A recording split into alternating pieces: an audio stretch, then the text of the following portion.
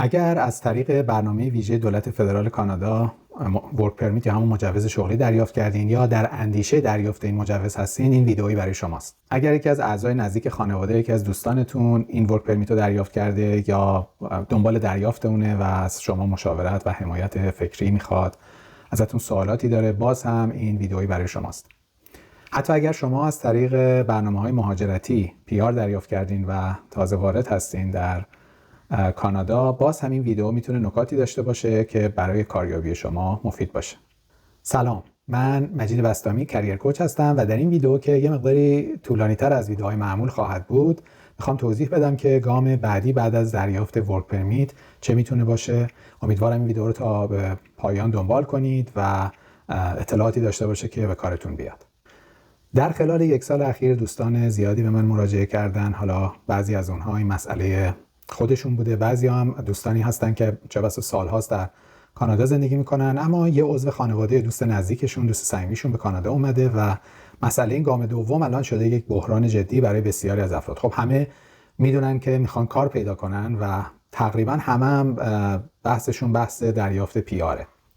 به نظر میاد که همه چی روشن و شفافه. پس چرا اینقدر این مسئله است؟ چرا افراد هم در کاریابی دچار مشکل و معضل هستن، هم در اون بحث PR بعضی احساس میکنن که مسیر پیچیده تر از اونی هست که انتظار داشتن و فکر میکردن.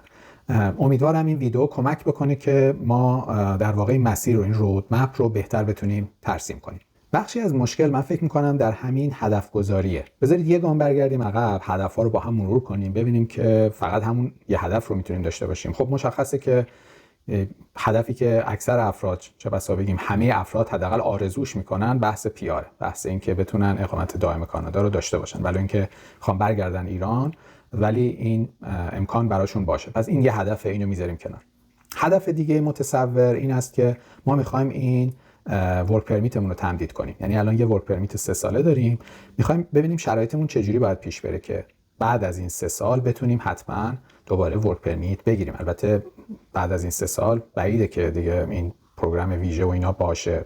احتمالاً این پروگرام تا زمان انتخابات هست که فعلا انتخابات سال 2025 اکتبر 2025، ولی احتمال هست بعضی از سروی‌ها میگن که افراد خیلی زیادی علاقمند هستن که انتخابات همین امسال برگزار بشه. به هر حال اینکه این ورک پرمیت، یعنی منظورم این برنامه ویژه برای ایرانیان، این تمدید بشه، ترکیبی از شرایط سیاسی در کانادا و شرایط سیاسی در ایران برمیگرده. فعلا نمیشه روش خیلی حساب کرد. برای همین فرض کنیم که 3 سال بعد این برنامه ویژه دیگه وجود نداره. پس هدف دوم این است که ما یه ورک پرمیت 3 ساله اگه داریم، بتونیم حداقل اینکه این ورک پرمیت 3 ساله رو دوباره تمدید کنیم، یا حالا 2 ساله یا 4 ساله بعیده که بتونیم اوپن ورک پرمیت بگیریم. برای همین به کلوز ورک پرمیت باید فکر کنیم. برای کلوز ورک پرمیت هم باید دنبال یه کارفرما باشیم، دنبال علمیا باشیم و از این جور مسائل. یعنی به هر حال یه مقدار شرایطش پیچیده تر از این وضعیتی که ما فقط الان یه درخواست دادیم و دولت کانادا اونها برای ما به اصطلاح تایید کرده. باید به عوامل دیگه هم فکر کنیم. پس این میشه هدف دوم،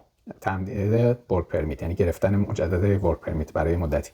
هدف سوم میتونه این باشه که ما میخوایم که فرزندانمون، حالا اگه در سنی هستیم که فرزندان بزرگسالی نسبتاً داریم، میخوایم تو این فاصله این 3 ساله حتما این فرزندان ما که اینجا هستن تثبیت بشن. حالا اگر دبیرستانیان دبیرستانشون تموم کنن، دانشگاهیان رشتهشون تموم کنن، یه وضعیتی پیدا کنن که بدونیم حداقل اونا افتادن توی مسیری که یا حالا تو همین فاصله 3 ساله شاید، یا حتی حالا یکم بیشتر، ولی برای اونا قضیه PR یه قضیه نسبتاً تضمین شده است اگر این مسیر پیش بره. ما هم برامون مهم اینه که بتونیم تو این 3 سال اینا رو ساپورت کنیم، حمایت کنیم و البته تا اونجایی هم که ممکنه از جیب نخوریم، از اندوختمون نخوریم. به هر حال هزینه‌های زیادی داره. به عنوان کسی که PR نیست اینجا، ما باید اینا رو فراهم بکنیم و این ورک پرمیت برای ما این شرایط رو فراهم میکنه که به جای اینکه مرتبا از اندوخته‌هایی که چه بسا بر بازنشستگیمون گذاشتیم کنار بخوریم، بتونیم در واقع از این شرایط استفاده کنیم، کاری پیدا بکنیم و درآمدی کسب کنیم. فرض چهارم، یعنی چهارمین احتمال هم که البته خیلی نزدیک به همین احتمال سوم هست، یعنی میتونیم بگیم که حتی با اون میشه ادغامش کرد، ولی خب ممکنه برای افراد به هر حال یک هدف، برای بعضی از افراد یک هدف مهمتری باشه. اینه که ما فقط میخوایم این دوره بحرانی در ایران رو، این دوره پرتنش رو پشت سر بگذاریم. این اصلا چیز عجیبی نیست. من در این 2 دهه‌ای که در کانادا زندگی میکنم بارها شاهد این بودم که افرادی اومدن کانادا و یه دوره حتی PR گرفتن، یه دوره‌ای بودن، بعد وقتی شرایط ایران به محض اینکه مقدار از تنش‌ها کاسته شده، شرایط اقتصادی بهتر شده و نظر اونها برگشتن ایران. یعنی ایران همیشه اون هدف اصلیشون بوده. حالا از چیزی که در کانادا کسب کردن، اگر اندوخته‌ای داشتن، اگر تجربه کسب کردن، اگر سابقه کاری، اگر مدرک سرتیفیکیشن کاری، هر چی کسب کردن، اینو در واقع بردن در ایران به عنوان یک asset، به عنوان یک ارزش افزوده در واقع در ایران ازش استفاده کردن. پس این میتونه هدف مهمی باشه برای بسیاری از افراد که چه بسا الان یه وضعیت اضطراری پیش اومده که اومدن، یا به قول بعضیا که میگن یه تیری در تاریکی فقط در واقع شلیک کردن و حالا این به هدف خورده و میخوان از این فرصت استفاده کنن. پس این 4 تا هدف رو در ذهنمون داشته باشیم: دریافت PR، تمدید ورک پرمیت، استقرار فرزندان و حمایت از اونها و شرایطی که در واقع فقط گذران دورانی که بتونیم برگردیم به ایران در یک وضعیت بهتری با یک شرایط بهتری. اولین نکته‌ای که من توصیه میکنم و بقیه این ویدیو هر چقدر اطلاعات میخوام بهتون بدم در واقع مبتنی بر همینه، اینه که یکی از این هدفها هدف اصلی ماست، هدف واقعی ماست. بقیه هدفها ممکنه هدف ثانوی باشه، ممکنه هدف جانبی باشه، ممکنه آرزوی ما باشه، ولی هدف واقعی ما احتمالاً نیست. یعنی یکی از این هدفها هست که درصدش بیشتره، بالاتره. اگه ما روی سرمایه گذاری بکنیم بهتر به نتیجه میرسیم. و در ادامه میخوایم در واقع در همین صحبت بکنیم که اگر ما این هدف رو درست انتخاب بکنیم، اون وقت گام‌های بعدیمون هم در واقع درست و بهتر برداشته میشه و احتمال اینکه به نتیجه و موفقیت برسیم خیلی بالاتر میره. الان ممکنه شما سوال کنید که خب انتخاب همین هدف‌ها هم الان روشن نیست. ما خب حالا یه ذره اگه فکر می‌کردیم و یه ذره با خودمون 2 تا 4 تا می‌کردیم، شاید می‌فهمیدیم که این هدف‌ها برامون متصوره، یا حتی اصلا قبلش فکر کردیم، ولی مسئله‌مون اینه که نمی‌دونیم کدوم رو انتخاب کنیم. خب ادامه در واقع بحث ما همینه که کمک کنیم چجوری شما این هدف رو انتخاب کنید، کدوم هدف رو ببینید براتون واقعی تره، عملی تره و روی اون متمرکز بشید. فقط یادتون باشه که این یه مسیر رفت و برگشته. یعنی شما ممکنه یه هدف رو پیک کنید، بعد بیاید بر اساس اون پارامترایی رو بسنجید، بعد برگردید هدفی رو که انتخاب کردید مثلا اجاست کنید، یکی دیگر انتخاب کنید، دوباره بسنجید، دوباره برگردید. تو این رفت و برگشت اطلاعات شما بیشتر میشه، به خاطر اینکه برای ارزیابی هر کدوم از این هدف‌ها احیانا باید کارایی رو بکنید، یک بررسی‌هایی رو بکنید، جستجوهایی رو بکنید، مشاوره‌هایی بگیرید و نظر اونها. برای همین هی دیدتون هم وسیع‌تر میشه، واقعیت‌ها رو بهتر می‌بینید و تصمیم گیریتون خیلی بهتر و واقعی‌تر میشه. اگر بخوایم یکی از این هدف‌ها رو انتخاب کنیم، 3 تا فاکتور هست که شما چه پیش مشاوره مهاجرتی در واقع بخواید بگیرید، چه پیش کسی مثل من بخواید بیاید و مشاوره شغلی بخواید بگیرید، این 3 تا پارامتر اصلی در واقع پارامترهای خیلی مهمی هستند که یکیشون خودش چند دسته‌بندی داره. یعنی ما در واقع بخوام ساده کنم، ما 6 تا فاکتور خیلی مهم هست که از این 6 تا فاکتور بسنجیم وضعیت افراد رو ارزیابی بکنیم. چون داریم این ویدیو رو برای همه تولید میکنیم، در واقع نمیتونیم الان بیایم جونه دونه تمام اون ماتریس احتمالات ترکیبات بین اینها رو بررسی کنیم. اینا دیگه وضعیت اینه که هر کسی بخواد مشاوره بگیره در واقع تو اون حالت ارزیابی میشه. ولی برای یه ویدیو جنرال من سعی میکنم همه چی رو اون اوریج بگیرم، شما اطلاعات داشته باشین، دستتون بیاد که در واقع نکات اصلی چی هست. بعد اون وقت اگر خواستید مشاوره بگیرید، میدونید که حالا دیگه بحث‌های اصلی، سرفصل‌های اصلی چی هست، میتونید برید پیش متخصص مربوطه و مشاوره مورد نظرتون رو بگیرید. خب این 6 تا فاکتور اصلی که در واقع در 3 تا سرفصل داره، اولیش از نظر من بحث سن هست. یعنی من الان اگر تو این ویدیو بخوام به شما یک ملاک اولیه بدم که بخوایم دسته‌بندی بکنیم، میام روی محوریت سن بحث رو آغاز میکنم. بازم تاکید میکنم اینی که دارم میگم اوریجه، یعنی اینطوری نیست که الان من اگه یه چیزی در مورد یه سنی میگم، اگه شما تو اون سن هستین حتما در موردتون صدق میکنه، یا اگر در اون سن نیستید حتما شما خارج از اون مراحل یا پیشنهادات یا هر چی هست قرار میگیرید. نه، من دارم به عنوان متوسط میگم، برای همه، برای عموم میگم. اینا رو من چند بار تاکید میکنم، بازم تو این ویدیو تاکید میکنم برای اینکه افراد یه وقت اشتباه برداشت نکنن. هر کس وقتی خواست وضعیت شخصی خودش رو ببینه، اون وقت باید همه پارامترهای، سری پارامترهای جانبی هم مورد ارزیابی قرار بگیره. شما پیش مشاور مهاجرتی هم که میرین، ممکنه حتی ازتون بپرسه که مثلا شما چه کسی، آیا فرد نزدیکی از اعضای اصلی خانواده‌تون در کانادا زندگی میکنه، آیا بیزینس داره، و خیلی پارامترهای دیگه این وسط ممکنه بیاره که تو وضعیت شما تاثیر بذاره. ولی الان ما به عنوان یه نکته جنرال این پارامترها رو به این شکل پیش می‌بریم. خب بحث سن، من 3 تا دسته‌بندی میکنم. اگر شما زیر 35 سال هستید، یک وضعیتی دارید. اگر بین 35 تا 50 هستید، میتونیم بگیم که تقریبا یه وضعیتی دارید. بالای 50 هم که باشید، یه وضعیت دیگه‌ای دارید.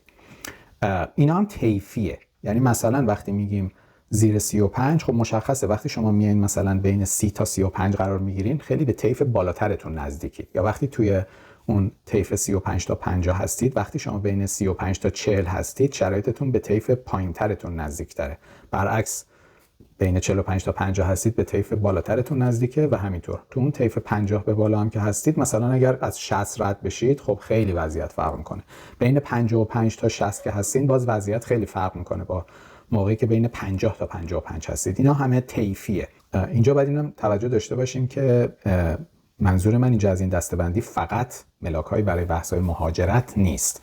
ممکنه شما پیش این مشاور مهاجرت که میرید ملاک سن رو وقتی میاره برای بحث سنجش امتیاز شما باشه. خب این خیلی پارامتر مهمیه، یکی از عواملی هم هست که من این تقسیم بندی رو انجام دادم. اما این همش نیست.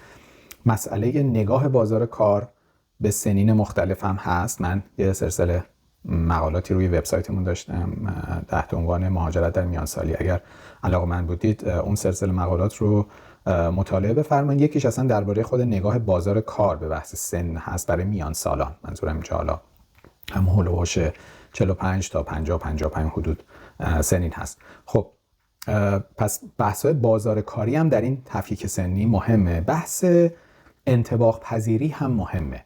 یعنی این سه تا پارامتر رو شما با هم ادغام کنین بحث سن میشه. بحث امتیاز مهاجرتی، بحث نیازهای بازار کار، نگاه بازار کار به محدودهای سنی و بحث انطباق پذیری شما. اینکه مثلا شما در 55 سالگی بخواید وارد بازار کار کانادا بشید، چقدر قابلیت انطباق دارید با تغییرات فعلی؟ اگر در 25 سالگی بخواید وارد بشید چقدر قابلیت دارید و برای انطباق پذیری و برای اینکه آینده شغلیتون رو چجوری تعریف میکنید در این بازار. یعنی برای یه جوان 25 ساله که تا 40 سال بعدش قراره تو این بازار کار کنه، او چجوری آینده رو میبینه، و برای کسی که مثلا قبل از 60 سالگی میاد و کمتر از 5-6 سال میخواد تو این بازار بمونه، اون چجوری آینده رو میبینه. خب همه اینا در بحث سن مهم هست. اگر شما زیر 35 سال سن داشته باشین، گرفتن پی آر میتونه یک هدف خیلی عملی باشه براتون. فقط باید یه مقدار به دیتیل های مهاجرتی توجه داشته باشین، بحث شغلیتون رو ببینین، امتیازتون رو حساب کنین، مدارکتون رو بروز کنین، سطح زبانتون رو ارتقا بدید و نظر اونها تا این امر براتون مقدور باشه. برای سن 35 تا 50 سال دریافت پی آر هنوز یک هدف عملی هست، نه برای همه. برای همین این مهمه که در اون طیف 35 تا 50 سال در چه سنی هستن، در کدوم رنج اون طیفی هستن، شغلشون چیه، مهارت‌های زبانیشون چجوریه و نظر اون. به خاطر همین ممکنه که مثلا رفتن به یک استان دیگه یا به یک شهر دیگه در استانی که الان ساکن هستید، مخصوصا اگر این استانی باشه که تعداد مهاجرین درش خیلی زیاد هستن، مثل اونتاریو، کبک یا بریتیش کلمبیا یا شهرهای مثل تورنتو، مونترال و ونکوور، خب این احتمال هست که شما برای اینکه شانستون رو افزایش بدید مجبور بشید که به شهر دیگه‌ای برید. پس هنوز دریافت پی آر میتونه برای یه تعدادتون چه بسا قابل توجهی بسته به سایر پارامترهایی که بهش اشاره میکنیم هنوز یک هدف عملی باشه، ولی باید براش تلاش بیشتری انجام بدید و گرفتن مشاوره خیلی مهمه. مخصوصاً به استان دیگه رفتن احتمالاً خیلی پارامتر مهمی میشه. حتی برای اون هدفهای دیگه، یعنی اگه شما هدفتون تمدید به اصطلاح ورک پرمیت باشه، چون پیدا کردن یک کارفرمایی که شما رو واقعا بخواد یه مسئله جدی میشه، بازم این احتمال هست که شما لازم باشه که به یه استان دیگه برید، به شهر دیگه برید و نظر اونها. اگر سن شما بالای 50 سال باشه، اون وقت گرفتن پی آر از برنامه‌های به اصطلاح هر شکلی از برنامه‌های نیروی متخصص در واقع یه امر بسیار بسیار پیچیده و دشواری میشه. خیلی خیلی به پارامترهای دیگه‌ای که حالا اشاره می‌کنیم بستگی داره و به هر حال احتمالش هست، احتمال زیادی داره که شما هدف اصلیتون رو باید از پی آر بردارید و سراغ یکی دیگه از اون اهداف دیگه، مخصوصا حالا به طور منطقی هدف دوم که تمدید در واقع ورک پرمیت هست متمرکز بشید. بسته به رشته شغلی شما، بسته به توانایی شغلی شما، اتفاقا چون شما اکسپریانس بالایی دارید، این حالا پارامتر دوم میتونه، یعنی هدف دوم خیلی میتونه دوئبل باشه براتون، پیدا کردن کارفرمای مناسب. ولی اینجا هم باز احتمال داره که شما لازم باشه شهرتون یا استانتون رو عوض بکنید تا بتونید به نتیجه برسید. لطفاً اگر تا اینجای ویدیو براتون جذاب بوده حتما لایک کنید و اگر تا الان عضو کانال ما نشدید حتما درش سابسکرایب کنید. البته اگه شما بالای 50 سال سن داشته باشین، احتمالش خیلی زیاده که شما تجربی در مورد راه‌اندازی و اداره بیزنس داشته باشید، سرمایه داشته باشید که به شما کمک کنه از برنامه‌های بیزنسی کانادا برای دریافت PR استفاده بکنید. قبلا من ویدئویی در این باره داشتم، مسیر کلیشو معرفی کردم. به هر حال حالت‌های مختلفی وجود داره. سرمایه‌ای که شما نیاز دارید متفاوته، از طریق برنامه استانی باشه یا برنامه‌های فدرال باشه. برنامه فدرال محدودیت‌های خیلی زیادی دارن. اگر بخوایم همینطوری به صورت حالا همین الان نخوایم وارد اون دیتیلایی که تو اون ویدیو گفتم، یا شما از یه مشاور مهاجرت اگه برید، خب این جزئیات خیلی بیشتره. اگه بخوایم وارد این محدودات نشیم، شما فرض رو بر این بگیرید که اگر بتونید یه چیزی بین 250,000 تا 350,000 دلار رو، در واقع دلار کانادا رو، از طریق نشون دادن دارایی‌ها و در واقع اداره و راه‌اندازی بیزنس اینجا نشون بدید، میتونید مسیر پیارتون رو عوض بکنید و خب یه سناریوی متفاوتی میشه که بحث جداگانه‌ای رو میطلبه.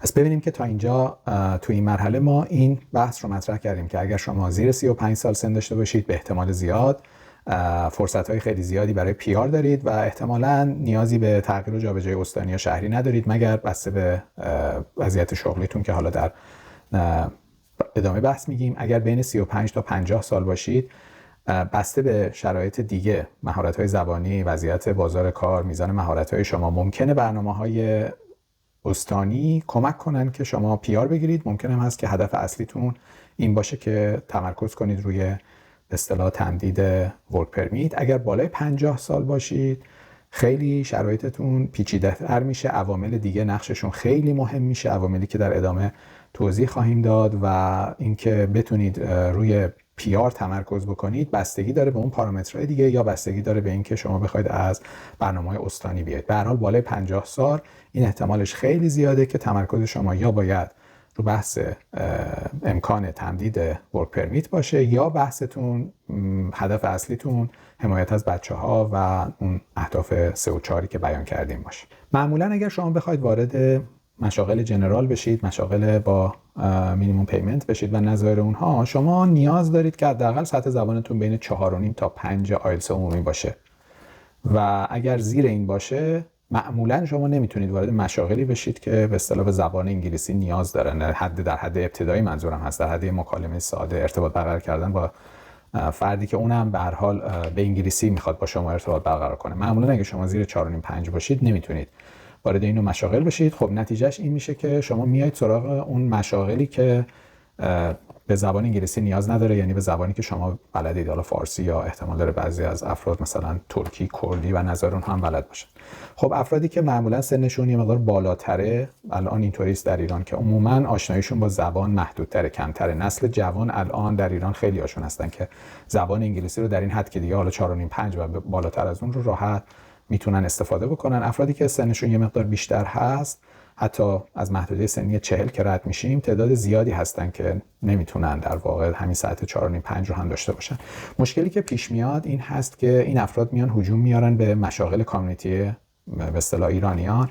کامیونیتی ایرانیان تا به هر حال قبل از این برنامه که جدید که حالا این الان 2 سال است اعلام شده، قبل از این میتونست در واقع تا یه حدودی افراد رو جذب بکنه، یعنی تعداد ورودی خروجی تقریبا با هم هماهنگی داشت. افراد اگه می اومدن برای اینجور کارها میتونستن شغلی پیدا بکنن. الان به خاطر هجوم بسیار زیادی که خب اومده، افراد معمولا از اینجاها شروع میکنن، حتی اونایی که زبانشون یه مقدار بهترم هست، باز اول به خاطر اینکه حالا اعتماد به نفس زیادی ندارن یا تجربه زیادی ندارن، میان از مشاغل ایرانی، مشاغل خود کامیونیتی ایرانی استفاده میکنن. نتیجهش الان این میشه که یه فشار خیلی زیادی روی این مشاغل هست. الان تعداد خیلی زیادی از افراد این تجربه رو دارن که حتی برای اینجور کارا وقتی مراجعه میکنن معمولا پاسخ میشنون که الان چیزی آماده نیست و باید منتظر بمونن. پس این یک موضوع مهمی که در ذهنمون داشته باشیم که ما اگر زیر 4.5 5 باشه سطح زبانمون، محدودیتمون خیلی زیاد میشه و حتی کار پیدا کردن در حد مینیمم پیمنت که خیلی‌ها امیدشون این است که حالا مخارج زندگی رو فقط در همین حد ابتدایی بتونن تامین بکنن، از اندوختشون کمتر در واقع استفاده بکنن، این مشاغل براشون فراهم نیست. به صورت جنرال اگر شما بخواید وارد مشاغل تخصصی بشید، معمولاً به سطح زبان 6 تا 6.5 احتیاج دارید برای اینکه وارد مشاغل مثلا عمدتاً مهندسی و حوزه‌های محدوده‌های بهداشت و درمان و خیلی خیلی تنوع ترید ها انواع اونها، شما 6 یا 6.5 باشید، در واقع میتونید به راحتی به قول خودمون گلیمتون رو از آب بکشید. البته مشاغلی هم هستن که به سطح زبان بالاتری نیاز دارن، زبان در اونها عنصر برجسته تریه، مثلا مثل معلمی، و شما باید سطوح بالاتری از مهارت‌های زبانی رو داشته باشید. ولی 6 یا 6.5 یه بنچمارک خوبیه برای شما که تو ذهنتون داشته باشید که اگر در این محدوده باشید در واقع مشکل عمده‌ای نخواهید داشت. یه مقدار ممکنه در ابتدای کار چون گوشتون آشنا نیست با لغات اصطلاحات متداول، مثلا خیلی آشنایی ندارید، ممکنه یک چند هفته‌ای چند ماهی یکم براتون دشوارتر باشه، ولی بعداً می‌بینید که این مسائل خیلی ساده تر میشه. پس این دوتا بنچمارک رو در واقع برای ورود به سطوح مختلفی از مشاغل در ذهن داشته باشید. چند تا نکته رو در مورد بحث سطح زبان باید در نظر داشته باشیم. اولین نکته این است که در اون مشاغلی که حالت جنرال دارن، عمومی دارن، نظر اونها مهارت‌های لیسنینگ و اسپیکینگ خیلی مهمتره.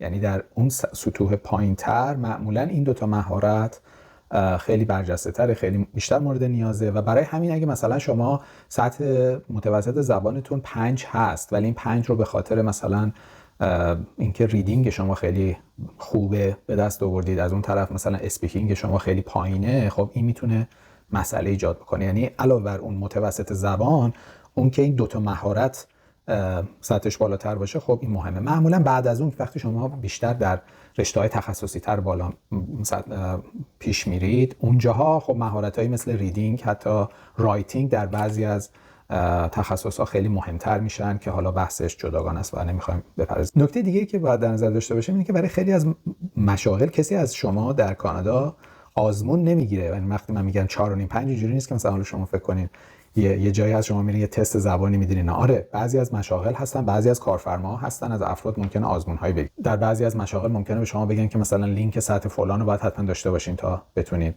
برای این کار اپلای بکنید و نظر اون. ولی این جنرال کسی از شما آزمون نمیگیره مگر برای بعضی از مشاغل که رگولیتدن که اون بحثش حالا میکنیم. وقتی میگیم که این سطح از زبان باشه، یعنی خودتون در واقع بر اساس ابزارهای مختلفی که هست این سطح رو ارزیابی بکنید و تشخیص بدید که من مثلا 6 هستم، 6.5 هستم، بخوام وارد بازار کار تخصصیم بشم یا نه. نکته بعدی که به نظر من خیلی مهمه و معمولا مورد غفلت قرار میگیره اینه که معمولا مهارت‌های زبانی کف در واقع نیاز هاست. درسته که هر چقدر شما زبان تسلط بیشتری داشته باشین و مهارت‌های زبانی شانس خودتون رو در مصاحبه شغلی، در گرفتن کارها اینا بالاتر میبرید، در این تردیدی نیست.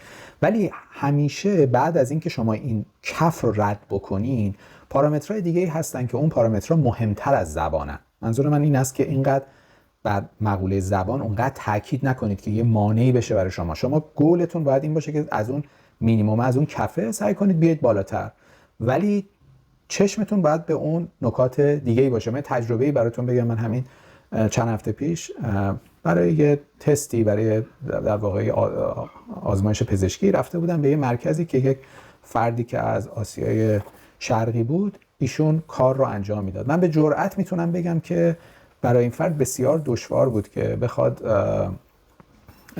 یه مکالمه خیلی روان با طرف مقابلش برقرار بکنه و حتی اگه بخوام واقعیتشو بگم اون سطح مثلا 6 رو به نظر من نداشت، حالا برای اون انتظاری که آدم داره که از اون فردی که داره به کار تخصصی میکنه به هر حال، ولی ایشون کار خودش رو انجام داد، به هر حال استخدام هم شده، داره اون کار رو انجام میده. چرا؟ چون برای اون فیلد، برای اون کار خاص الان در مارکت نیاز خیلی زیاده و این فردم به هر حال معلومه که اون کارو خیلی خوب بلد بود انجام بده. مشتریایی هم که به اون مرکز مراجعه میکنن احتمالاً خیلی هاشون زبان مادریشون همون زبانی که اون فرد باهاش صحبت میکنه و اینا این شانسشو بالا برده بود که بتونه اون کارو بگیره. اینو برای این میگم، برای اینکه ما در مقوله زبان به اون بحث حداقل فکر کنیم، رو اونا تمرکز کنیم، از اون که گذر کردیم وقتمون رو صرف کارهای دیگه‌ای که مهمتر از پارامترهای دیگه‌ای که مهمتر است انجام بدیم. نکته آخری هم که میخوام در مورد زبان بگم این است که وقتی در کانادا هستی دیگه نباید زبان آموزی بکنید، باید با زبان زندگی بکنید. من مقاله‌ای در این باره دارم که دیگه طول و تفصیل نمیدم، ارجاعتون میدم که اون مقاله رو بخونید تا منظور من رو بیشتر متوجه بشید وقتی میگم باید با زبان زندگی کنیم، نه اینکه زبان آموزی بکنیم یعنی چی. خب حالا ممکنه بعضی از شما بگین کار ما رو سخت کردی، ما کجا بفهمیم سطح زبانمون چیه؟ خب اگر شما تا الان آزمون زبان ندادین، چون خیلی از ایرانی‌ها آزمون زبان آیلتس دادن ولو اینکه 1-2 سال پیش دادن، حالا اگه 1-2 سال پیش هم داده باشن، 3 سال پیش هم داده باشن، میتونن یه استیمیتی بکنن که نسبت به اون موقع مثلا زبانشون بهتره بدتره، اون موقع مثلا چند بوده، مثلا مهارتایی که میگم اون تفکیک مهارت‌ها رو تو ذهنشون بیارن، بعد یه استیمیتی بکنن ببینن که چی میشه. اگر این آزمون رو ندادید و اگرم به هر حال نمیخواید الان به خاطر حالا وضعیتی که دارید بدید، چون خیلی‌ها به خاطر مسائل پی‌آرشون برای اینکه بتونن در اکسپرس انتری وارد بشن باید زبان آیلتس به هر حال آزمونش رو بدن و اون نمره رو تشخیص میدن که چی هست، این وضعی که آزمون دادن مشخص میشه چی هست. اگر این شرایط رو ندارید خب روش‌های مختلفی هست. خیلی از افراد از طریق معلم‌هایی که در واقع دوره‌های آیلتس رو ارائه میدن، الان هم به صورت آنلاین و اینا فراوون هستن. شما میتونید جلسه بذارید مثلا شما یه تعیین ساعتی بکنن، یا شما میتونید از ابزارهایی هست که به هر حال به صورت آنلاین تعیین ساعت زبان میکنه. ولی اینکه اگه آیلتس نباشه شما میتونید از متدهای دیگه استفاده کنید. بعد اینا جدولی دارن که اینا رو میتونید با هم مقایسه بکنید. فقط توجه داشته باشید که بعضی از اینا به صورت آکادمیک تعیین ساعت میکنن. ممکنه مثلا نمره شما به صورت عمومی ذره پایینتر به نظر بیاد، چون اصطلاحات فنی و آکادمیک و اینا استفاده میکنن، شما ممکنه اونا رو ندونید. ولی به هر حال شما میخواید یه حدود دستتون بیاد دیگه. حالا دقیق اون نمره چنده الان اونقدر مهم نیست. یه روش خیلی ساده تر هم این است که شما پاشید برید با بقیه مراوده بکنید، پاشید برید تو جامعه ببینید چقدر با افراد میتونید کامیونیکیت بکنید، مخصوصا برای اون بحث سطح اول لول 4.5 تا 5. اگه شما میرید توی فضاها، میرید توی محیط‌ها با افراد، میتونید راحت که میگم به هر حال همیشه ممکنه مقدار یه سری مباحث، موضوعات به اصطلاح چالنجینگ باشه برای اینکه خوب متوجه بشید و بتونید خوب توضیح بدین اینا. ولی در مجموع اگر احساس میکنید که میتونید یک ارتباط خوبی با بقیه برقرار بکنید، یعنی اینکه اون سطح 4.5 رو حداقل دارید. اگر نمیتونید اون ارتباط رو برقرار کنید، خیلی درش ضعیف هستید، یعنی خب پایین‌ترید و باید یه فکر دیگه بکنید. اینا روشایی است که در واقع شما میتونید حداقل یک برآوردی از سطح زبانتون داشته باشید. اگر نخواهید حالا برید یه آزمون بدید یا یه اسسمنت مشخص بدید جایی. کالجایی هم هستن که اسسمنت اصلا میدن، یعنی لازم نیست شما حتما برید یه رشته تحصیلی اونجا باشید. میتونید در کالج ثبت نام کنید، فقط در آزمون زبان شرکت کنید، یعنی در اون آزمون تعیین سطحش شرکت کنید و در واقع مشخص بشه که نمرتون چه هست و دستتون بیاد که سطح زبانتون الان چقدر هست، اگر این براتون مهمه، یا اگر برای مثلا حتی دونستنش برای اینکه میخواید برای اکسپرس انتری اقدام کنید ولی قبل از اینکه بخواید برید هزینه اصلی آزمون رو بدید میخواید یه در واقع استیمیتی داشته باشید. این همه روشایی است که میتونید به کار ببرید. خب در واقع جمع‌بندی بکنیم تو بحث زبان. تو بحث زبان چی گفتیم؟ گفتیم دو تا بنچمارک اصلی در نظر داشته باشید که برای مشاغل عمومی 4.5 تا 5، برای مشاغل تخصصی 6.5، مگر مشاغلی که خیلی وابستگی زیاد به زبان دارن که این مقدار میتونه سطحش بالاتر بشه. نکته دوم این گفتیم که اینطوری نیست که حالا بگیم در مشاغل میان ازتون آزمون و اینا میگیرن، برای بسیاری از مشاغل نیست. مهم اینه که خودتون این سطح رو در واقع بتونید تشخیص بدید. نکته سوم این بود که گفتیم زبان رو در واقع این به عنوان مینیمم ها در نظر بگیرید، اون نقاطی که باید ازش گذر کنید. همیشه باید زبان رو بهبود بخشید، ولی از این نقاط که شما گذر کردید پارامترهای دیگه تاثیرشون خیلی مهمتر از زبان میشن و باید تمرکزتون خیلی بیشتر روی اون پارامترها باشه. و نکته آخر هم گفتیم وقتی در کانادا هستید دیگه باید زبان رو باهاش زندگی بکنید. دنبال زبان آموزی به اون روشی که در ایران عادت به زبان آموزی داشتید نباشید، اینکه فقط بگیم حالا یه ساعت در هفته معلم خصوصی میگیریم 4 تا کتاب نگاه میکنیم اینا، نه. باید زبان آموزی بخشی از زندگیتون باشه، یعنی در واقع زبان آموزی رو کنار بذارید و با زبان زندگی بکنید. یه نکته تو این نکاتی که داشتم جمع‌بندی می‌کردم فراموشم شد، الان دیدم که بهش تاکید کنم، و اونم این که وقتی داریم این زبان رو نگاه می‌کنیم، سطح زبان 4.5 5 6 اینا رو نگاه می‌کنیم، تک تک مهارت‌ها هم بعضا مهم میشه. در مورد دو تا پارامتر بعد، چون دیگه هم ما ویدیوهای خیلی زیادی داریم، مقالات خیلی زیادی داریم، در همین ویدیوهایی که تا الان منتشر کردیم خیلی بهش پرداختیم، اونایی که بعد از این میاد خیلی بهش میپردازیم. من نمیخوام خیلی در واقع اینا رو طول و تفصیل بدم، فقط یه بار دیگه اینا رو با هم یه مرور سریع بکنیم.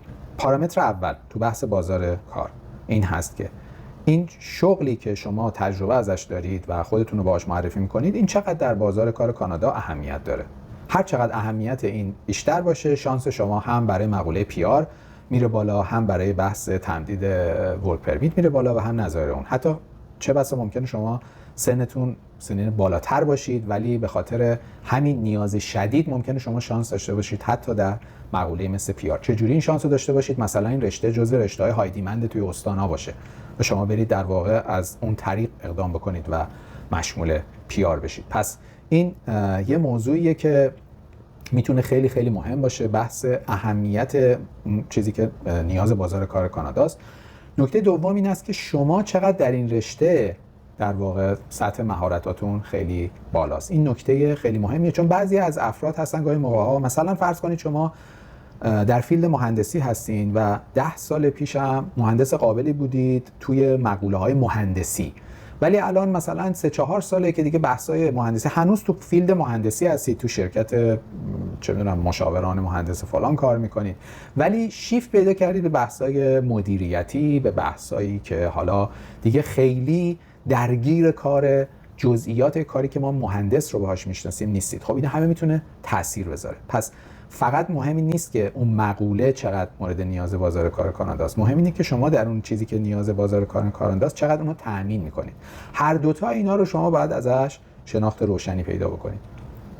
در مورد بازار کار کانادا چجوری شناخت پیدا بکنیم؟ ابزارهای خیلی متعددی هست. شما میتونید از امکاناتی که مثلا روی جاب بانک هست استفاده بکنید، میتونید به لیستای مثلا مورد نیاز استان‌ها مراجعه بکنید، اونها یعنی نشون میده که رشته‌های های دیمند چیه. حتی با سرچ در جاب بوردها به نسبت تعداد شغلایی که شما میبینید این مقدار مشخص میکنه که چقدر نیاز هست.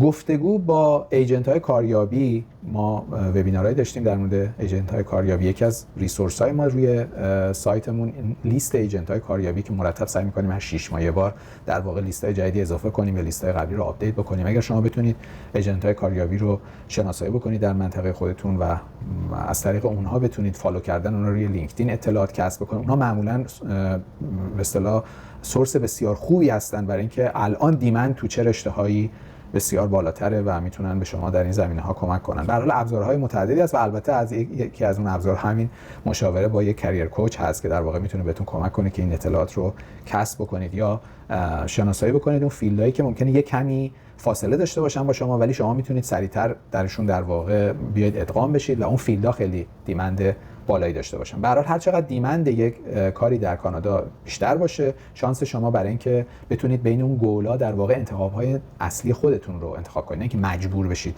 یکی از اونها در واقع میره بالاتر. خیلی مهمه که شما هم سعی کنید از نظر اسکیل تو اینجور زمینه‌ها خودتون رو تقویت بکنید، هم چهره‌ای که از خودتون دارید از طریق رزومه، از طریق پروفایل لینکدین و نظر اونها دارید معرفی می‌کنید، چه چهره‌ای دارید از خودتون معرفی می‌کنید. چهره فردی رو معرفی می‌کنید که خیلی توی این فیلد کاریتون شغلی که هست آدم به اصطلاح از نظر تجربه کاری آدم بسیار قوی، از نظر مهارت‌ها خیلی بروزه، یا دارید خودتون معرفی می‌کنید به عنوان کسی که مثلا مدیر خیلی خوبیه تو اون فیلد یا مشاور خیلی خوبیه. خب باید توجه داشته باشیم که در بعد و ام در کانادا معمولاً شغلای مدیریتی مشاوری نظیر اونها شغلایی نیستن که شما بتونید به راحتی به دست بیارید. من در این زمینه یک اپیزودی از پادکست رو دارم، توصیه میکنم که اون اپیزود رو گوش بدید، اونجا به تفصیل اینا رو توضیح دادم، دیگر نمیخوام تکرار کنم. ولی به هر حال این رو در نظر داشته باشید که در بعد و ام وقتی شما وارد فیلد شغلی میشید، مثلا وارد یه رشته مهندسی میشید، معمولا اون لول کارهایی بیشتر برای شما فراهمه که تو اونا هارد اسکیلا خیلی برجسته ترن. سافت اسکیلا در واقع مقداری سافت اسکیلای مربوط به اون فیلد رو دارم میگم، نه در کلیت سافت اسکیلا. در اون فیلد اون سافت اسکیلا ممکنه یه وزن کمتری داشته باشن. بیشتر از شما میخوان که آدمی باشید که هارد اسکیلا، اون اسکیلای اصلی مربوط به اون فیلد تخصصیتون رو خیلی خوب بلد باشید انجام بدید و نظایر اونها.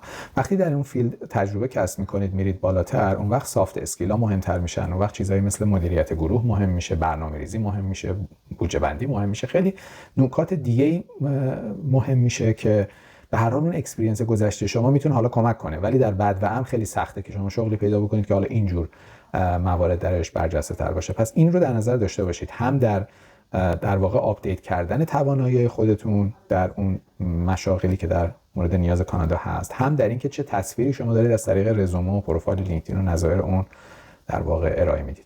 و آخرین پارامتری که در واقع این وسط تعیین کننده است، بحث این است که آیا رشته شما رگولیتد هست یا نیست. یعنی آیا برای اینکه تحت اون عنوان شغلی در کانادا کار بکنید نیازمند هستید که در داخل کانادا مجوز شغلی مجزا بگیرید، آزمون‌هایی رو پشت سر بگذرونید و نظر اونها و بتونید مجوز بگیرید یا نه. خبر خوب اینه که بسیاری از رشته‌های رگولیتد در کانادا، مثلا اگر رگولیتدهای مربوط به حوزه بهداشت و درمان نباشن، لازم نیست که شما حتما اول سرتیفاید بشید تا وارد اون کار بشید. شما نمیتونید تحت اون عنوان شغلی به صورت رسمی کار بکنید. مثلا شما باید مهندس PNG بشید تا بتونید تحت اون عنوان مواردی رو امضا بکنید، تایید بکنید و نظر اونها. ولی برای اینکه اون نوع کارهای مهندسی رو انجام بدید لزومی نداره که اول شما PNG بشید. شما میتونید تحت عناوین شغلی دیگه که خیلی نزدیک به اون عنوان شغلی هست در واقع مشغول به کار بشید. مهم از نظر قوانین کانادا مهم اینه که مثلا یه فرد دیگه‌ای باشه اونجا که اون کارا رو تایید بکنه و نظر اون که حالا الان مسئله شما، دغدغه شما نیست. ولی به هر حال این موضوع مهمیه که شما این اطلاعات رو کسب کنید که آیا رشته شما رگولیتد هست یا نیست. آیا برای اینکه وارد اون کار بشید لازمه که سرتیفیکیشن مربوطه رو بگیرید یا نه. مثلا فاصله حقوقی چجوریه، فاصله مهارتی بین این که داشته باشید نداشته باشید چی هست. حتی میتونه سرتیفاید شدن تحت اون فیلد خاص یکی از مواردی باشه که شما به اهداف خودتون اضافه بکنید. یعنی به این فکر کنید که حالا من مثلا در این رشته مهندسی مثلا به عنوان سیویل انجینیر نمیتونم مشخصا تا PNG بشم، تحت این عنوان رسما کار کنم، ولی عنوان کناریش که میتونم وارد بشم اینه. من تحت این عناوین اپلای میکنم، کار انجام میدم و تو این فاصله 3 سال مراحل PNG هم میرم. بعد دیگه این شانس من افزایش میده اتفاقا اگر بخوام چه PR بگیرم واسه اون پارامتری که قبلا توضیح دادیم و چه اینکه نه بخوام مثلا ورک پرمیتمو در واقع تمدید بکنم. در واقع همین PN شدن مثلا به من کمک میکنه که حتما شغل بگیرم و بتونم ورک پرمیتمو تمدید بکنم. پس کسب اطلاعات در مورد این موضوع و برنامه‌ریزی و هدف گذاری میتونه خودش یکی از مواردی باشه که شما تو این مسیری که دارید در واقع گام‌های بعدی رو طراحی میکنید در واقع از این اطلاعات استفاده بکنید. پس خب ممکنه این سوال پیش بیاد که اینا رو گفتی، اطلاعاتش رو چجوری پیدا بکنیم؟ من باز تاکید میکنم خیلی از این اطلاعات به صورت آنلاین در اختیار هست. من یه داکیومنتی رو در واقع همراه این ویدیو در توضیحات حالا مشخص میکنم که شما به چه شکلی میتونید دسترسی بهش داشته باشین که یک فشرده‌ای از این نکات رو بگه، در دسترسی‌ها رو بهتون بگه، منابعی که مثلا حالا میتونید سریعتر بهش مراجعه بکنید اونجا توضیح بده. این پارامترها یه مقدار شسته رفته‌تر در واقع اونجا بیاره براتون. اگه تعدادش خیلی زیاد شده الان به خاطر سپردنش سخت شده مثلا اونجا ببینید. امیدوارم اون داکیومنت کمک بکنه که بهتر بتونید تصمیم گیری بکنید و برنامه‌ریزی بکنید. ولی عمده همونطور که گفتم خیلی از این اطلاعات رو از طریق اینفورمیشنال اینترویو شما میتونید به دست بیارید، از طریق منابع دولتی، وبسایت‌های دولتی و نظر اونها میتونید به دست بیارید، از طریق خیلی عظیم ورکشاپ‌هایی که برگزار میشه، چه بسا خیلی‌هاش هم رایگان هست، از طریق مرکز دولتی برگزار میشه استفاده بکنید. بخشی از این اطلاعات رو میتونید از ایجنت‌های کاریابی، البته با دقتی که در اون وبینار مربوطه توضیح دادم، میتونید به دست بیارید. بخشیشو میتونید از طریق مشاوره گرفتن از یک فردی مثل من به عنوان کریر کوچ استفاده بکنید. مجموع این هست که شما ببینید که به هر حال به چه اطلاعاتی نیاز دارید، کدوم بخش از این پارامترها و نکاتی که گفتم براتون ابهام آمیزه، تو اون بخشا متمرکز بشید و سعی کنید که اطلاعات بروز رو در واقع به دست بیارید. چون افراد متفاوتن بسته به رشته‌های شغلیشون، بسته به اطلاعاتی که به دست آوردن، بسته به اینکه با چه کسانی تا الان تو کانادا صحبت کردن، ممکنه بخشی از این اطلاعات رو کسب کرده باشن و دیگه نیاز باشه به موضوعات دیگه‌ای که بخوام بهش بپردازم. بیایم حالا برگردیم و یه بار دیگه این پارامترها رو بذاریم کنار هم و ببینیم که چه جنبندی میتونیم از مجموعه این چیزایی که تا الان گفتیم به دست بدیم. اگر شما فردی هستید زیر 35 سال، مهارت‌های زبانیتون نسبتاً قابل قبوله، در سطح قابل قبولیه و رشته شغلیتون هم یا وضعیتش وضعیت خوبیه یا وضعیتش وضعیت فریه، وضعیت مثلا رشته‌ای نیست که فرض کنید مثلا در کانادا مورد نیاز نیست، مثلا معلم زبان فارسی مثلا و نظر اون رشته‌ای هست که در کانادا به هر حال بهش نیاز هست، خیلی هم مثلا در حال مرگ و میر نیست، چون بعضی از رشته‌ها در کانادا هم در حال مرگ و میرن. یه رشته‌ای که وضعیت متوسط یا خوب داره. پس این پارامتر یه بار دیگه، شما زیر 35 سال هستین، وضعیت سطح زبانیتون هم بد نیست، خوبه حتی یا بد نیست یا خوبه، حالا متوسط به بالاست و رشته شغلیتون هم رشته شغلیه که وضعیت خیلی بحرانی نداره، یا خیلی خوبه یا به هر حال حالت متوسط داره. شما شانس خیلی بالایی دارید که یکی از مسیرهای PR به شما جواب بده. حتی برای این PR احتمالاً لازم نیست شهرتون رو یا استانتون رو عوض بکنید، ولی به هر حال رشته به رشته بسته به مشاورهایی که میگیرید، بسته به مجموعه امتیازایی که دارید و نظایر اون، ممکنه حالا برای بعضی از شماها اگر استانتون رو عوض بکنید شانس دریافت پیارتون خیلی بره بالا، یا اینکه مدت زمانی که مثلا احتمال میدین که بتونید این مراحل رو طی بکنید خیلی سرعتش بیشتر بشه، در زمان کوتاه‌تری در واقع به پیار برسید. اگر شما در فاصله سنی 35 تا 50 سال باشید، اون وقت پارامترهایی که نقششون حالا مقدار سنگین تر میشه. اگر شما سطح زبان نسبتا خوب و بالایی داشته باشین و رشته‌تون هم رشته تحصیلی رشته شغلی مورد نیاز باشه، احتمالاً شما باید به یه استان دیگه برید تا بتونید شرایط پی آر براتون تأمین بشه. بعیده اگر در استان‌هایی که خیلی به اصطلاح تعداد مهاجرین درش زیاد هست شما اگر باشید این شانس رو داشته باشید. ولی خب اینجا هم بستگی داره که سن شما میگم نزدیکتر به 35 باشه یا نزدیکتر به 50 باشه، ولی احتمالاً شما یه جابجایی نیاز دارید که انجام بدید و احتمال داره که بتونید برای پی آر فکر کنید. برای بعضی از شماها اگر اون رشته‌تون جزو اون رشته‌های خیلی دیمند بالا نباشه، جزو پروگرامایی که استان‌ها خیلی نیاز دارن نباشه و نظایر اون وقت مسئله این میشه که تمرکزتون هدف اولتون بشه بحث تمدید در واقع ورک پرمیت و حالا به عنوان هدف دوم به این فکر کنید که راههایی که بتونید شانستون رو افزایش بدید برای اینکه پی آر بگیرید چی هست.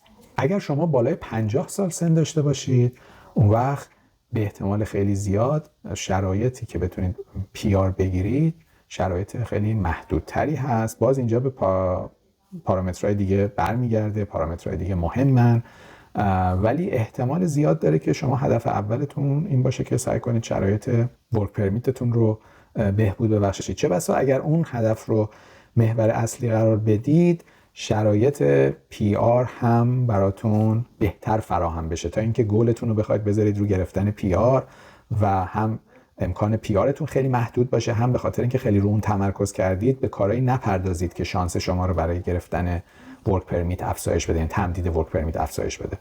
باز میگم تاکید میکنم اینها رشته به رشته، فرد با فرد، بسته به مجموعه پارامترهای دیگه‌ای که شما دارید میتونه خیلی متفاوت باشه. بعد همه اونها رو ارزیابی کرد. من اینجا به عنوان یه جنبه خیلی عمومی دارم توضیح میدم که به چه شکلی میتونه بهتر جواب بده.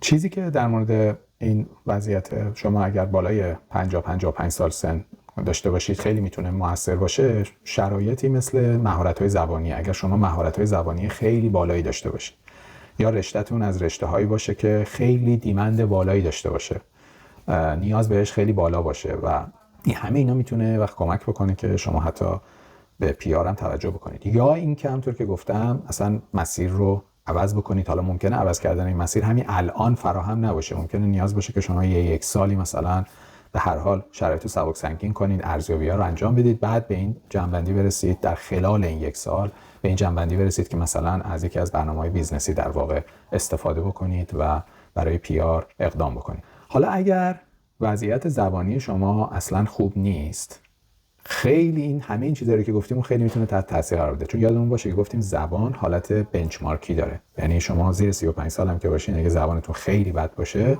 این میتونه تاثیر منفی بذاره. برای همین اگر زبان شما زیر اون 4.5-5 حتما باید هدفگیری شما این باشه که من باید اول برسم به اون 4.5 و راهش هم اینه که همه اون عواملی که سبب میشه شما نرسید، مثل اینکه ساعت‌های زیادی رو بخواید با رسانه‌های فارسی زبان رو اینستاگرام فارسی نمیدونم چی اینا بگذرونید، اونا رو بذارید کنار. حتی زندگی در مناطق فارسی زبان اینا واقعا سم مهلکه. اگر شما وضعیت زبانیتون زیر به اصطلاح 4.5 اول باید هدفتون این باشه که حتما از اون بنچمارک رد باشید و همونطوری که گفتم این خیلی سریع میتونه اتفاق بیفته. اگه شما اینوالو به این قضیه بشید رسیدن به سطح 4.5 خیلی سریع میتونه اتفاق بیفته. مهارت‌های زبانی وضعیتی دارن که نمودارشون در واقع یک حالتی داره که در ابتدا در واقع میشه رشد خیلی سریع کرد با تو زمان کوتاه. اگر شما خیلی درگیر کنید خودتون رو و با زبان زندگی بکنید میتونید در فاصله چند هفته تا چند ماه برسید به اون سطح و بعدم رسیدن به نمره 6.5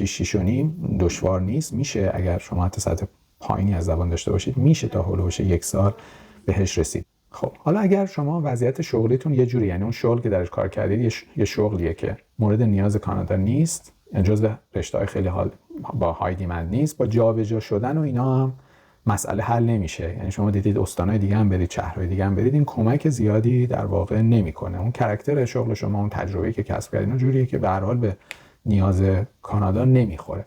خب شما اینجا مسئله‌ای که دارید اینه که باید به کاریر چنج فکر کنید. باید فیلد شغلتون عوض بکنید و چون شما در وضعیت پی آر هم نیستید، چون وقتی در وضعیت پی آر بودید یکی از کارها این بود که اصلا میتونید کلا ول کنید برید دوره مثلا 2 سال 3 سال درس بخونید و نظایر اون.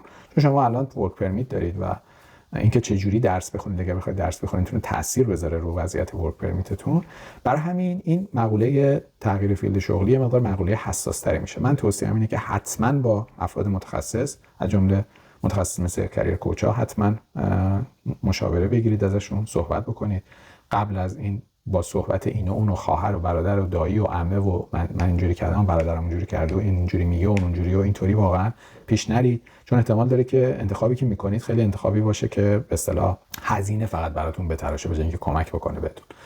به هر حال چون شما در وضعیت ورک پرمیت هستین، تمرکز روی یک سری از مشاغل، مهارت‌هایی که ممکنه حتی سرتیفیکیت‌های کالج و اینا هم نیاز داشته باشن، ولی با دوره‌های آنلاین و پارت تایم و اینا بشه اینا رو توی فاصله زیر 1 سال حتی طی کرد، ولی دیمند دارن در بازار.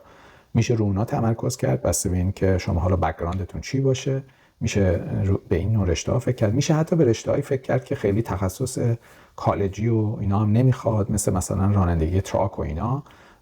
رشته‌هایی هستن که خیلی دیمند بالایی دارن در کانادا، ولی مثلا تحصیلات آنچنانی نیاز ندارن، بیشتر به مهارت‌ها برمیگرده. شما باید دوره‌ای بگذرونید، مهارتی کسب کنید و از اون طریق برید. به هر حال تعداد اینا هم قابل توجه هست، یعنی رشته‌های این تیپی اینا خیلی خیلی وابستگی داره به کاراکتر شما، به روحیات شما، به گولی که در زندگیتون دارید. به سادگی نمیتونید اینا رو پیک کنید، خیلی باید براشون ازشون کسب اطلاعات بکنید و تصمیم دقیق و درستی بگیرید.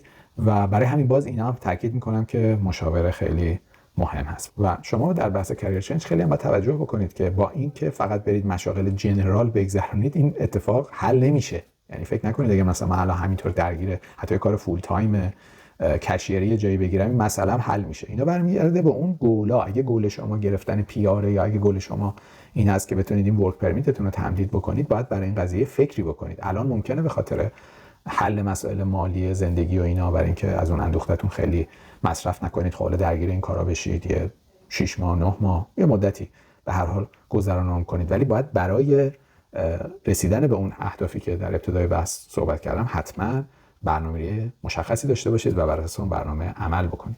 خب ما دیگه تقریبا به پایان بحثمون رسیدیم. اهداف رو توضیح دادیم، نقش اون فاکتورهای مختلف رو توضیح دادیم و بعدم یه ترکیبی از اونها تقریبا بیان کردیم که چجوری عمل میکنه. حالا در این گام نهایی من میخوام چند توصیه دوستانه داشته باشم که حاصل سالها کار با مهاجران هست و البته مخصوصا این 1-2 سال اخیر با بحث دوستانی که ورک پرمیت دریافت میکنن. اولین نکته‌ای که میخوام بیان بکنم اینه که یکی از اون اهداف رو حتما به عنوان هدفی که هم اولویت برای شما داشته باشه، هم عملی باشه، عملی تر از بقیه باشه انتخاب کنید. ممکنه ایدئال شما این باشه که من میخوام در ونکوور یا تورنتو زندگی کنم، جایی که دسترسی به نون بربری و کله پاچه و اینا خیلی راحته، ولی واقعیت به شما بگه که باید برید در منیتوبا زندگی بکنید. حداقل برای دوره‌ای که بخواید این مسیر گذار رو طی بکنید، شما مجبورید که یه مقدار خواسته هاتون و ایدئال هاتون رو محدودتر بکنید و اونا رو بیارید در چارچوب واقعیت قرار بدید. مورد دوم اینه که حتما متناسب با این هدف و استراتژی که انتخاب میکنید برای خودتون یه اکشن پلن بریزید. من الان افراد زیادی رو میبینم که ماه‌هاست در کانادا هستن، در تورنتو هستن و تغییر عمده‌ای در وضعیتشون نمیبینم نسبت به اون وضعیتی که مثلا 7-8 ماه پیش داشتن، غیر از اینکه احتمالاً حساب بانکیشون مقدار خالی‌تر شده.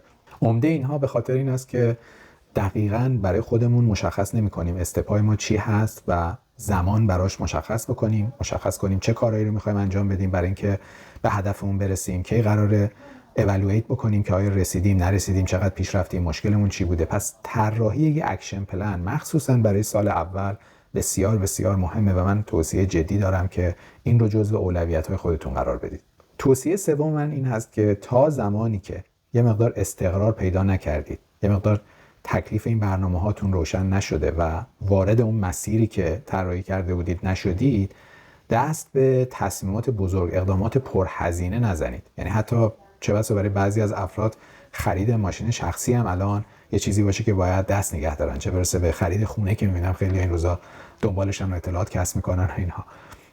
توجه داشته باشیم که خیلی از این تصمیمات میتونه قل و زنجیرایی باشه بر دست و پای ما برای انجام اون کارهای مهمتری که حالا ممکنه بهش برسیم. مثلا اگه قرار باشه ما بریم مجموعه این اهداف و برنامه‌ها و همه چی به ما بگه که ما باید بریم در یه استان دیگه زندگی کنیم، خب ببینیم چقدر این تصمیم سختیه. اگه ما پیشتر یه سری از این هزینه‌های سنگین رو انجام داده باشیم و حالا بخوایم اونا رو کنار بذاریم و بریم این اقدام رو انجام بدیم که بریم به یه استان دیگه. نکته چهارم این که برای ما این 3 سال تماماً هر قدمش باید توأم با کسب دانش در مورد بازار کار، آماده کردن خودمون برای بازار کار، آپدیت کردن رزومه، آپدیت کردن پروفایل لینکدین، انجام اکتیو جاب سرچینگ، گسترش نتورکینگ و تمام این نکاتی باشه که برای کاریابی اصلی و اساسی بهش تاکید داریم.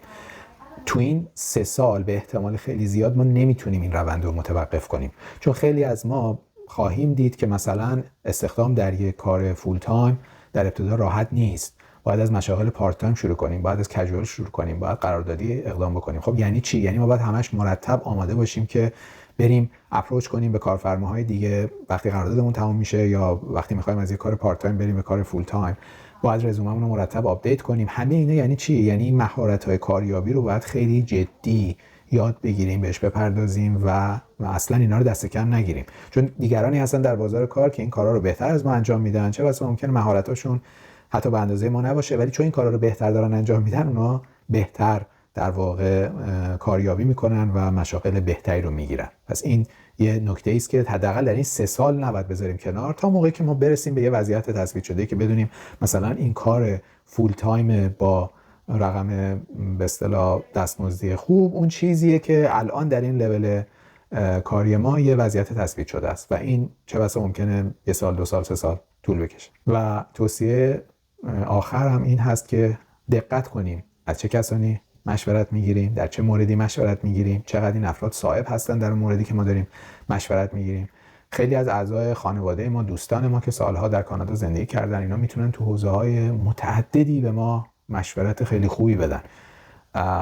میتونن مرجع مثلا اینفورمیشنال اینترویو قرار بگیرن، میتونن در مورد هزینه‌های جاری زندگی تیپ‌های خیلی خوبی بدن، ولی لزوما اینا نمیتونن در مورد همه موضوعات به ما مشورت بدن. کسی که سالها پیش به کانادا مهاجرت کرده اصلا نمیدونه تغییرات برنامه‌های مهاجرتی که اتفاق افتاده چی هست. کسی که 20 سال پیش یه رزومه آماده کرده تو این 20 سال چه بسا فقط یکی دو بار آپدیتش کرده، این حتما منبع خوبی نیست برای اینکه به شما بگی که مثلا یه رزومه خوب در بازار کار امروز چه مشخصاتی باید داشته باشه. اینا رو دقت بکنیم، ببینیم که از هر کسی داریم چه مشاوره میگیریم و اون فرد چقدر در اون موردی که داره ما مشاوره میده در واقع آدم صاحب نظری هست. از این حالتی که ما علاقه داریم تو هر موضوعی به هر کی که میرسیم در مورد اون چیزی که سوال ماست نظرش رو بپرسیم، از این روش دست برداریم، برای اینکه ترکیبی از این داده‌های متناقض که وارد ذهن ما میشه و ما خیلی وقتا ابزاری نداریم که اینا رو به درستی پروسس کنیم، تصمیم گیری رو برای ما بیشتر سخت میکنه، به تأخیر میندازه یا منجر به تصمیمات نادرست میشه تا به جای اینکه به ما کمک بکنه. پس به عنوان توصیه آخر تاکید میکنم که حتما دقت بکنیم که با چه کسانی مشورت میکنیم. امیدوارم که از این ویدیو خوشتون اومده باشه، امیدوارم اطلاعاتش کمک کرده باشه بهتون تا تصمیمات بهتری بگیرین یا به دیگرانی که در واقع سراغ شما میان بتونید راهنمایی بهتری ارائه بدین. اگر از این ویدیو خوشتون اومده خواهش میکنم که لایک کنید. اگر سابسکرایب نشدید در کانال ما حتما سابسکرایب بشید و به دیگران هم توصیه بکنید.